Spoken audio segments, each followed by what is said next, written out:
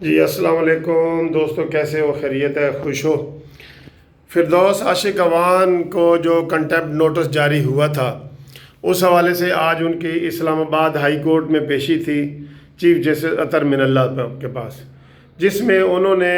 Remarks دیے تھے نواز شریف کی بیل کے حوالے سے کہ عدالتیں جو ہیں وہ بڑے بڑے لوگوں کے لیے خصوصی اوقات میں جو ہے نا وہ عدالتیں لگا لیتے ہیں، چاہے رات کا ٹائم ہو، اور ان کو ریلیف دیا جاتا ہے، جبکہ عام آدمی جو ہے وہ ریلیف سے محروم ہے۔ اس پر چیف جسٹس صاحب نے ان کو نوٹس جاری کیا اور ان کو ذاتی حیثیت میں آج 1 تاریخ کے لیے بلا لیا تھا۔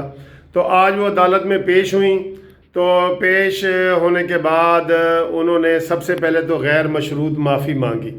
ٹھیک ہے نہ ان کی کوئی ایسی بات ہوئی، انہوں نے کہا جی میں غیر مشروط معافی مانگتی ہوں۔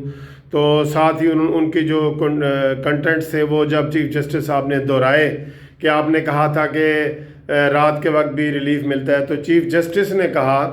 کہ یہ عدالت ہے، یہاں پہ اگر کوئی رات کو 3 بجے بھی آئے گا تو عام آدمی کے لیے بھی یہ عدالت کھلی ہے، اور ایسا ہم کرتے ہیں، اکثر ہی کرتے ہیں، لیکن آپ یہ پروپیگنڈا کر رہے ہیں کہ یہ صرف نواز شریف کے لیے رعایت دی گئی ہے، یہ ایسی بات نہیں ہے۔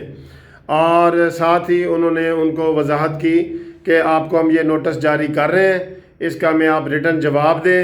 کہ آپ نے یہ توہین عدالت کیوں کی ہے۔ اور چیف جسٹس صاحب نے ریمارکس میں کہا کہ میری ذات کے حوالے سے کوئی لوگ بات کرتا ہے تو میں اس کی برا نہیں کرتا، لیکن کوئی عدالت اور نظام کے اوپر اور جوڈیشری کے اوپر بات کرتا ہے تو پھر اس لیے آپ کو نوٹس جاری کیا گیا ہے۔ دوستو ویسے بھی آپ جانتے ہیں کہ جو فردوس عاشق اعوان ہے نا، یقین کریں اس نے عمران خان کی جو حکومت کو آدھا اس نے خراب کیا ہوا ہے۔ کوئی بھی بات ہو تو اس کا جو ترجمان بن جاتی ہے، چاہے وہ بات کوئی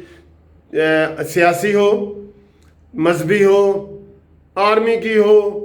جس کی مرضی ہو، تو اس کے ترجمان جی وہ فردوس عاشق اعوان ہے، اور الٹے سیدھے بیانات دے رہی ہوتی ہے۔ جیسے کہ آپ سب کو پتہ ہے کہ حادثات کے اوپر بھی اس نے ایسے گندے بیانات دیے ہیں جس کی لوگوں نے مذمت کی ہے کہ بھئی وہ دیکھتی نہیں ہے کہ یہاں کون سی بات ہے۔ نواز شریف کی بیماری کی حوالے سے اس نے عجیب باتیں کی تھیں کہ یہ ڈرامے کا سین ہے اور یہ سکرپٹ چل رہا ہے اور یہ ہے وہ ہے، جبکہ بڑے بڑے ڈاکٹروں کے بورڈوں نے کہہ دیا کہ نواز شریف کی صورتحال